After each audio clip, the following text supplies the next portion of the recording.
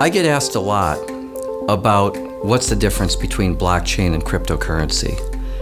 And blockchain is the distribution mechanism for all sorts of records.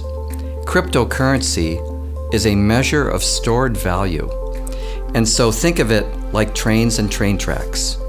Blockchain would be the train tracks, and cryptocurrency would be just one type of train that runs on the train tracks, like passenger trains as opposed to freight trains. What do bank boards and directors need to know about cryptocurrency? Well, they need to understand it because many of their customers are investing or participating already in the cryptocurrency market. So for example, there are studies that say that 30% of millennials either have invested or will invest in cryptocurrency by the end of 2018. And 1 out of every 10 Americans have a position or an account in cryptocurrency. That sounds worth understanding to me. An important obstacle facing cryptocurrencies and blockchains relates to something called a fork. A fork is a change in the structure of each block in the blockchain. So remember that a block is a set of data, and it's got technology requirements. And technologists might decide to update those requirements to make the chain faster, to make the chain bigger, each block bigger. And so those changes will change the structure of each block. And so what can happen is that the block may not connect to old blocks, and that would create a fork in the road, so to speak. And when that happens, it raises a series of additional questions. Questions like, how do you represent in a system or to a customer what's old and what's new? How do you tell them what has changed?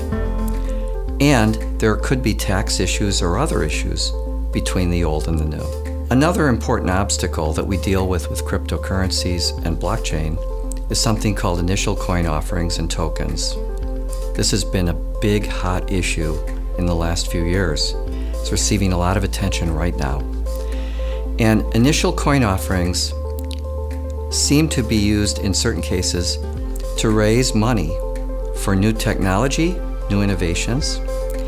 And oftentimes what happens is, in exchange for an investment, you're given a token. Those transactions, those initial coin offerings and the tokens, raise issues about whether the tokens are securities that should be subject to securities registration, and whether people that sell the securities are exchanges or subject to other securities law regulations. Bank directors and managers need to monitor and understand changing technology that they might adopt for their operations, and changing technology that they see their customers and the world around them embracing. In addition, banks need to remember that they're subject to a complex set of regulatory rules, and they need to ask the important questions about whether or not cryptocurrency or other technological innovations that they might adopt create issues with compliance with anti-money laundering rules, with other forms of regulation that banks are subject to. There's been a lot of attention in early 2018 about potential securities regulation and commodities regulation of these new emerging technologies, and banks need to be aware and diligent about both what those concerns are today and how the regulators' positions could evolve. In addition, banks need to also consider the other special regulatory rules that they are subject to. Banks are subject to special rules about fair lending, and banks are subject to special rules under UDAP. And so they need to think, as they embrace new technology, whether their particular use of the new technology could raise additional concerns under these rules as well.